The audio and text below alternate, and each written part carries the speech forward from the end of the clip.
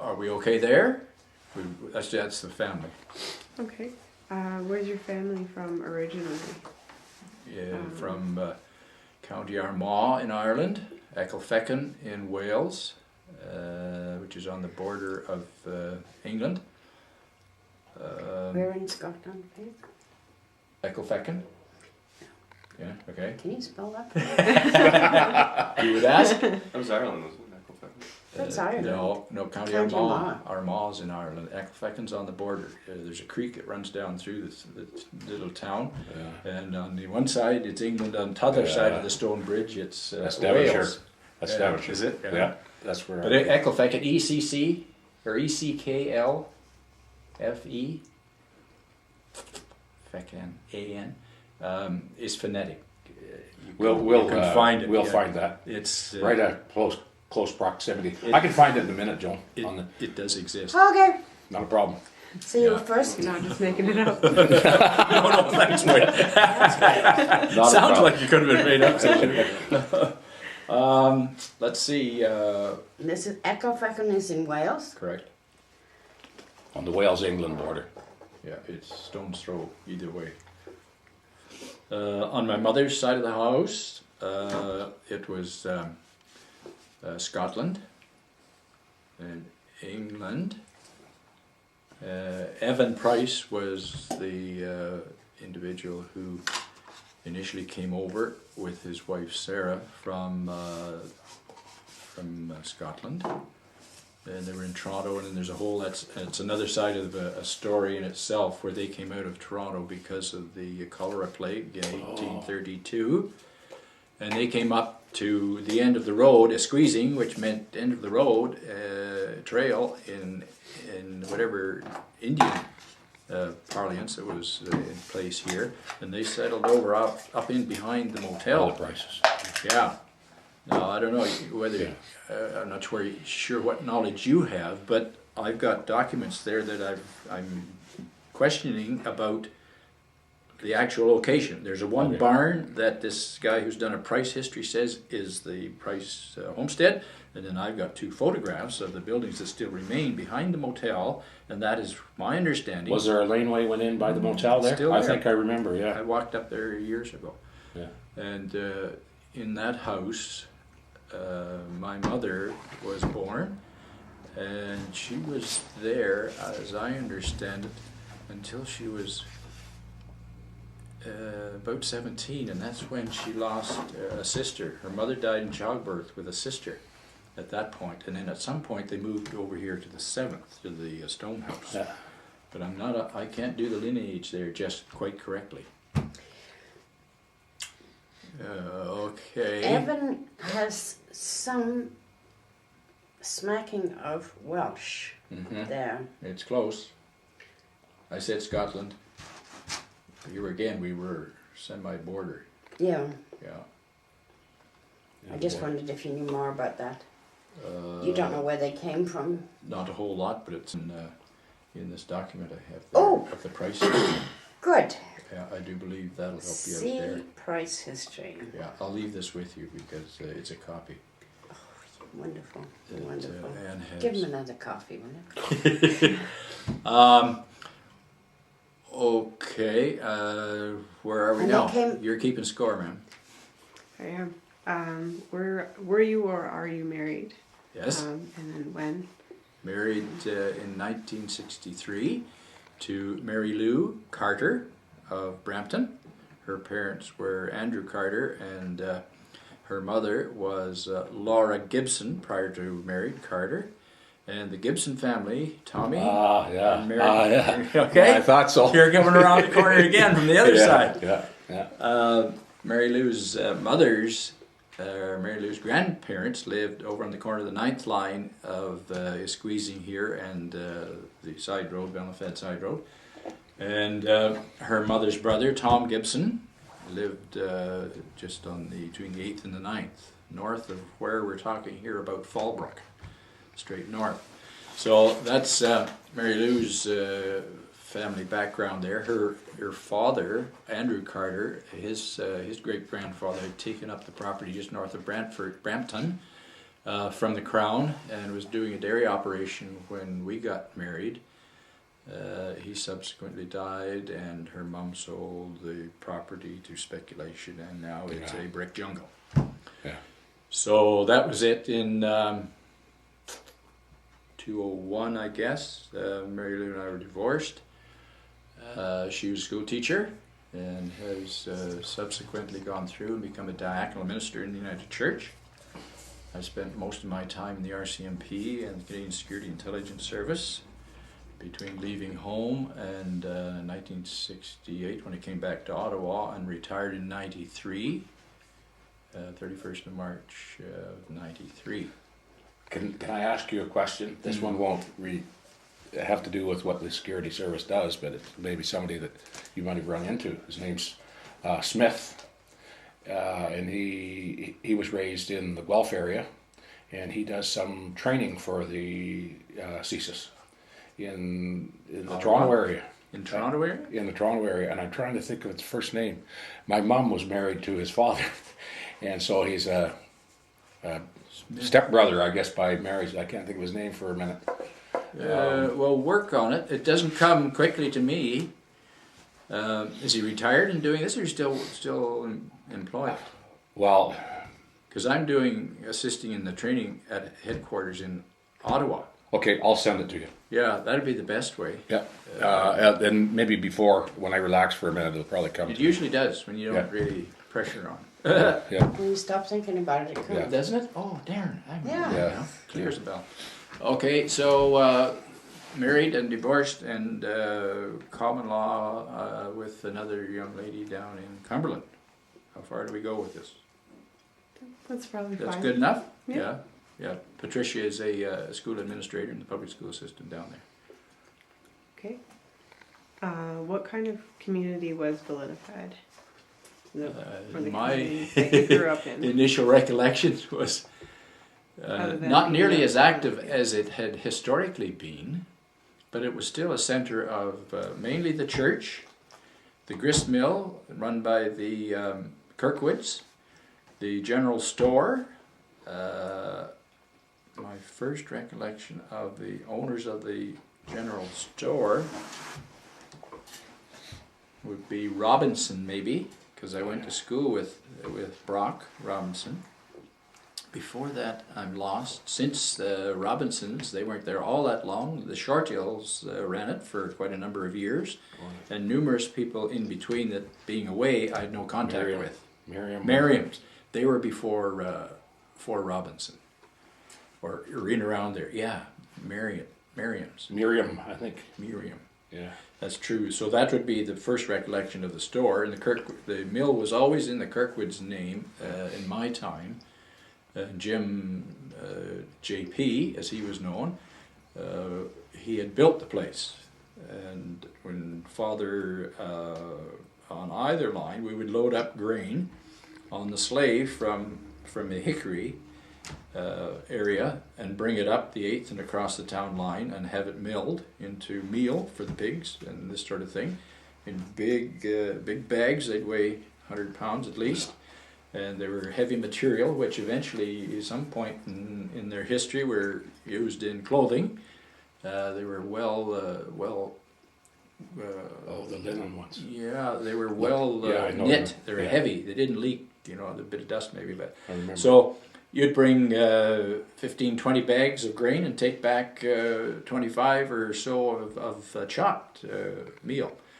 And that operation ran from both sides. When I left and went to the 6th line, I was sufficiently old then to eventually bring that little operation over on my own. I was trusted to throw this in the trailer behind the Massey tractor and rev her up and standing up going down the road, just to really wheel.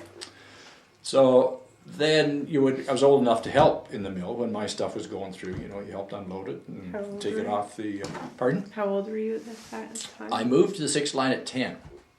So by the time I was 14, 15, I would be doing this exercise.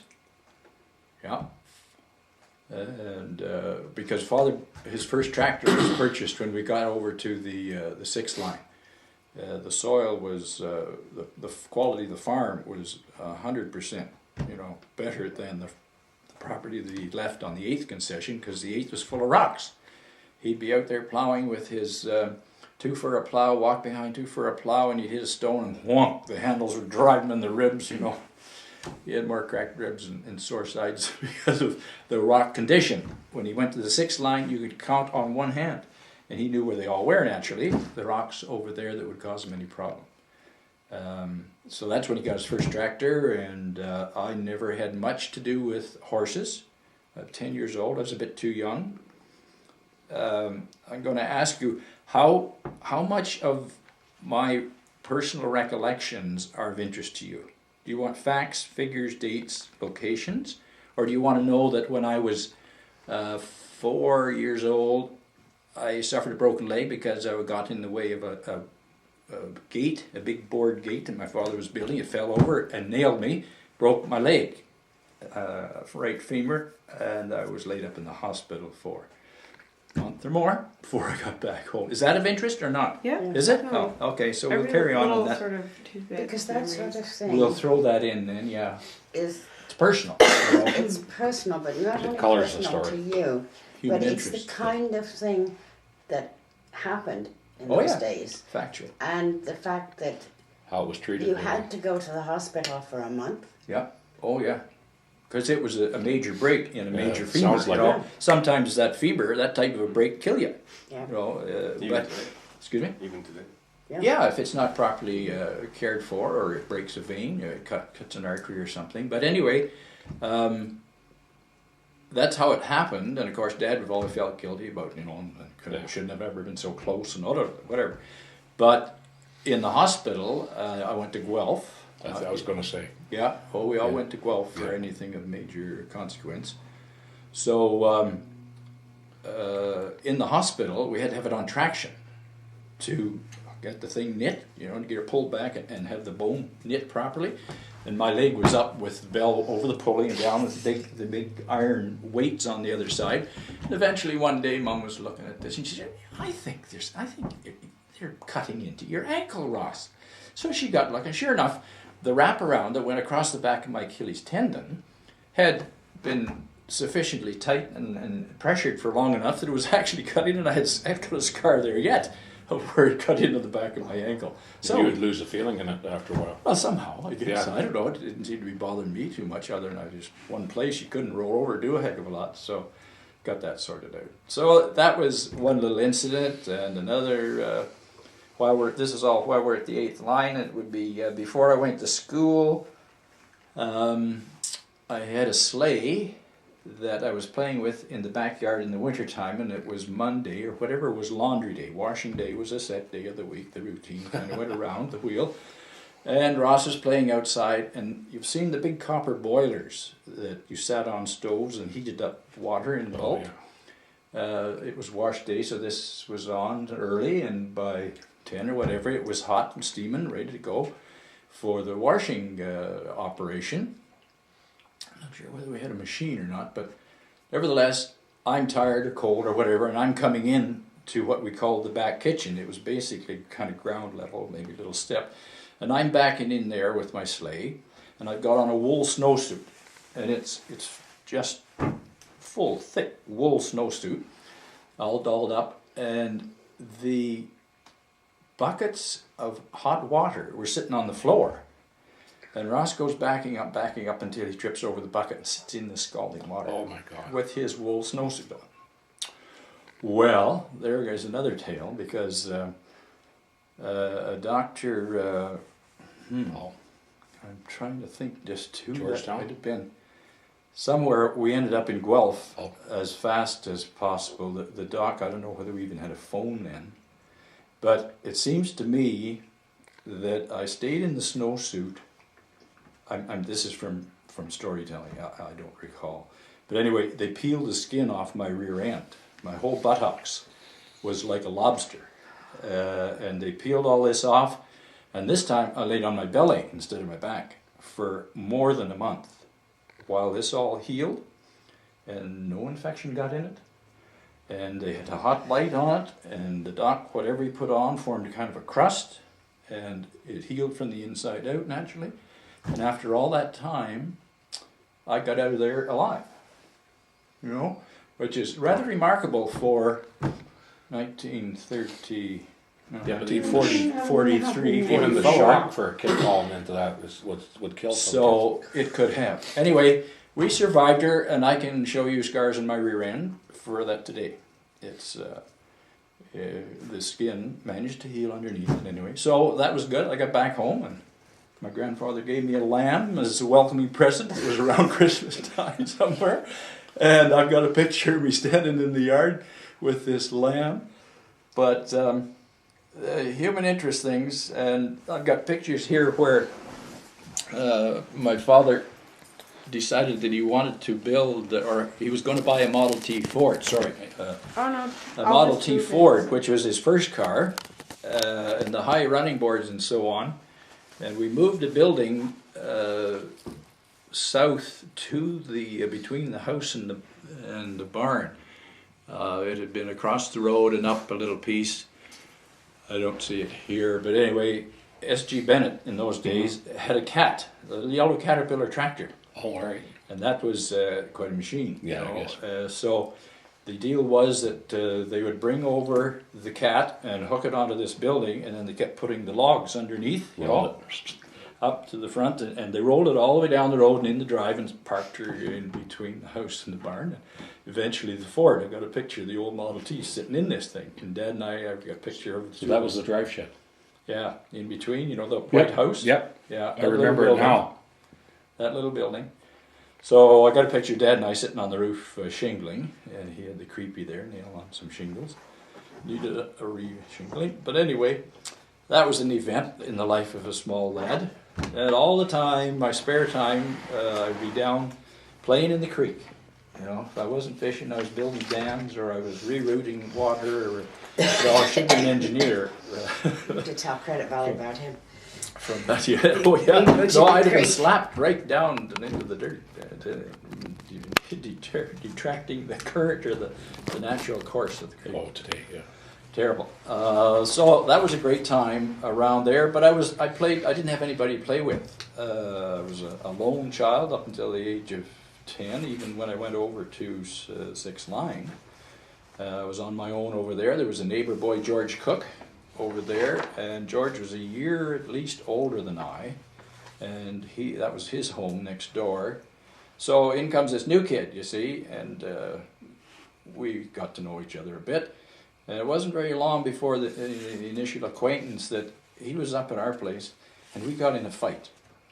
And understanding now what was going on, but you sure didn't understand then. When I was on the bottom in a bit of a hollow of a ditch, and George is sitting on top of me, you know, and I'm looking like this over my shoulder, and Dad's standing in the doorway of the garage, not saying anything. I'm thinking, why the hell are you not coming to help me here? You know, he's down there.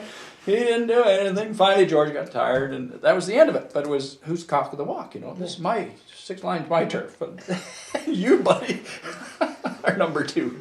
So, but you understand what goes on in the social, structure of things nowadays. And George and I played together for the rest of the time. We were around there, played cars, made tracks in the mud and the dirt, and all, ate jam sandwiches that his mother just put on newly fresh bread. Good stuff. Yeah, good stuff. And so they lived north of you? South in that stone.